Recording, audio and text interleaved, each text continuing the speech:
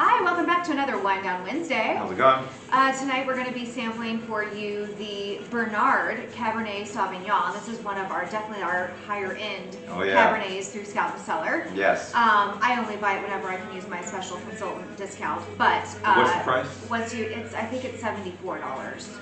Yes. So, I mean, it's definitely like one of those special occasion wines, which I kind of thought that's why we'd pop it open tonight, because we have Valentine's Day coming up. This will be our last video before Valentine's Day. So we could pretend it's Valentine's Day. We could. Couldn't we?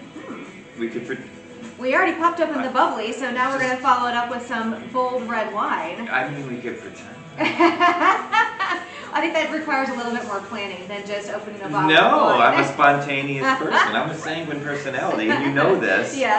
Yes, I do I'm know. very spontaneous. Let's go. All right, so why don't you go ahead and give us a pour here. Okay.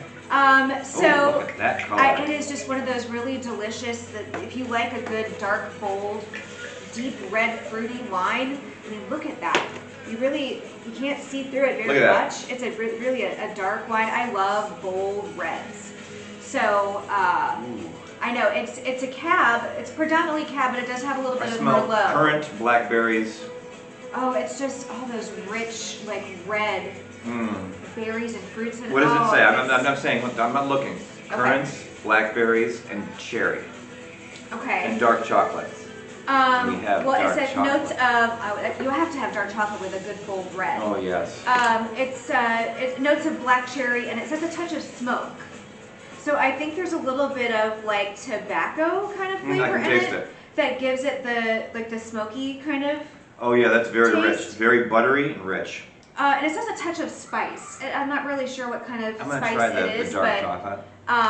And like some red strawberries. Can you imagine? Just think like if we had chocolate covered strawberries. Should have melted the chocolate. Oh, that's too much trouble. Want to do it before no, the video? No, I'll just go get if for like Valentine's Day for real. I'll just get like that chocolate dip that you can buy that's already like you can just dip your fruit in there, or like pretzels or anything else that you want to put. But we've already had this before at another dinner. Yikes! That we had when you made the brisket, the roast at your house.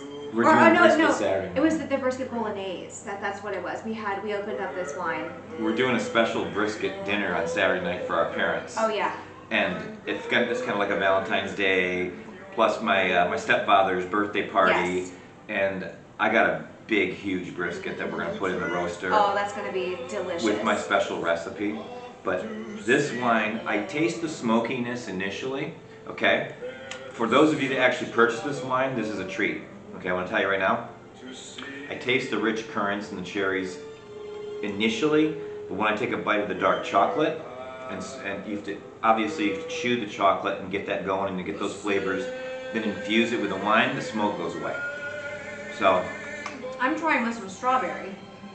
You want to try a chocolate? And that really just the strawberry also kind of helps to like minimize the smokier taste and brings out more of just the fruity flavors. Yeah, I'm gonna try with chocolate.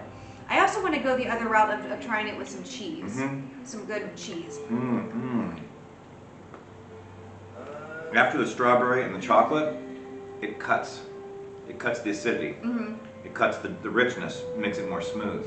Now, what about the bite? Because every time we have wine, you always tell me about the bite. The bite was there initially, but then after the strawberry and the chocolate, the bite goes away.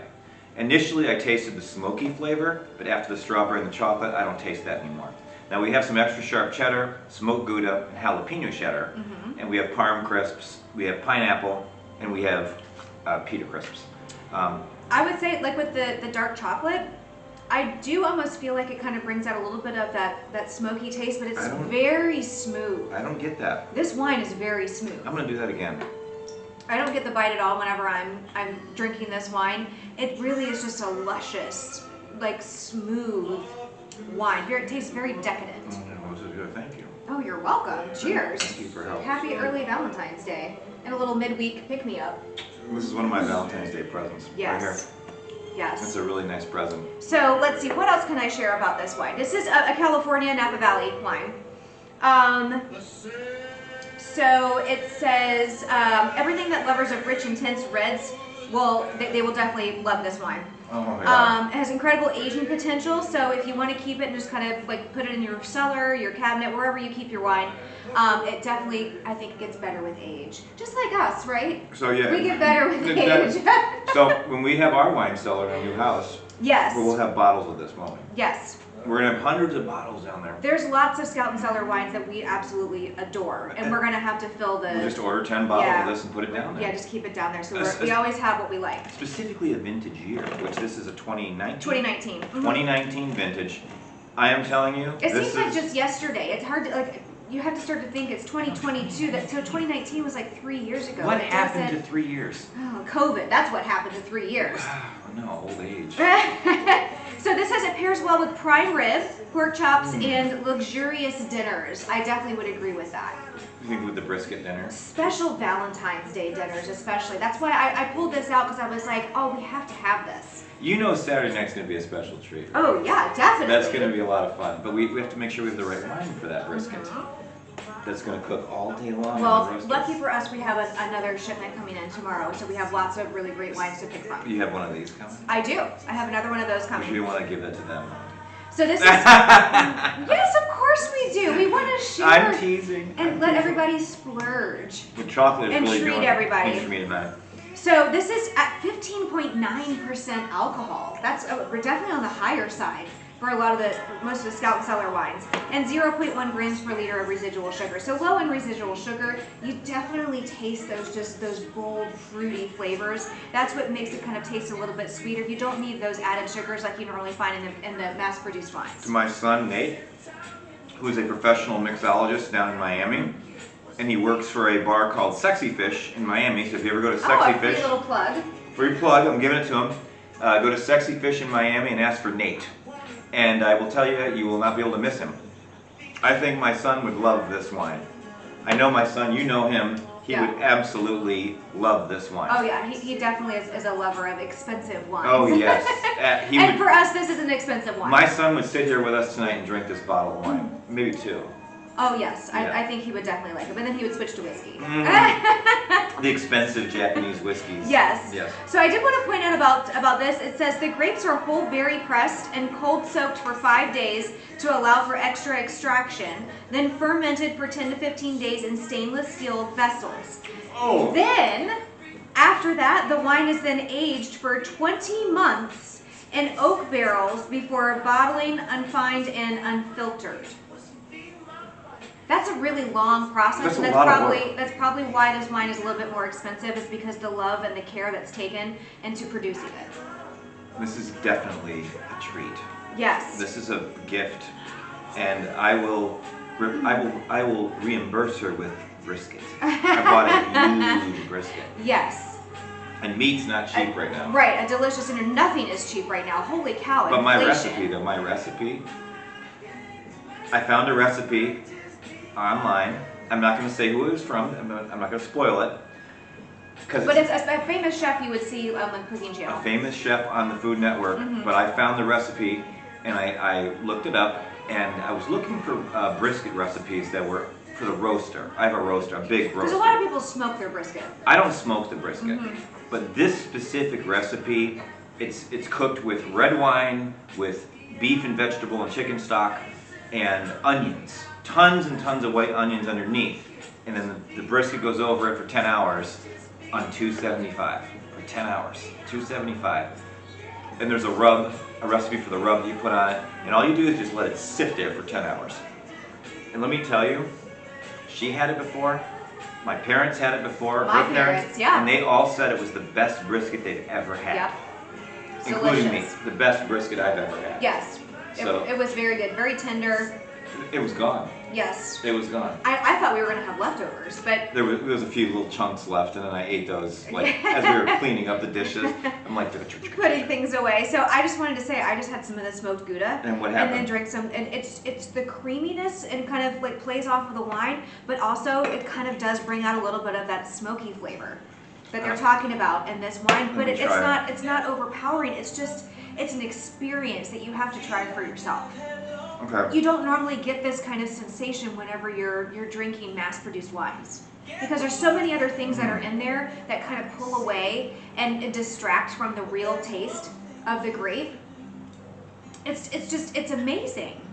See, now I get the bite initially, but then I get the creaminess with the smoked Gouda. You have to get the rind on the smoked Gouda. Oh yeah, I had a piece that had the rind on the outside of it. But something I wanted to point out too, that this is like new that we're kind of with Scout and Cellar, we're kind of promoting a little bit more to help people really truly understand that it's become over the last 10 years, I would say, the whole idea of clean living has become a bigger thing, and people are much more conscious of what they're putting into what they're putting in their bodies, and really looking into vitamins and supplements. Right. So, taking those extra things in to be healthier, exercise, but cutting out other things in your diet that you just kind of ate before without any thought. But when you look and see like all of the preservatives and additives and things that are put in those types of foods, processed, and drinks, and even like juices and everything else, you think you're being healthy by drinking like a fruit juice or something, but it's got all this extra stuff in it, and it really is not good. Your body basically processes it just as sugar.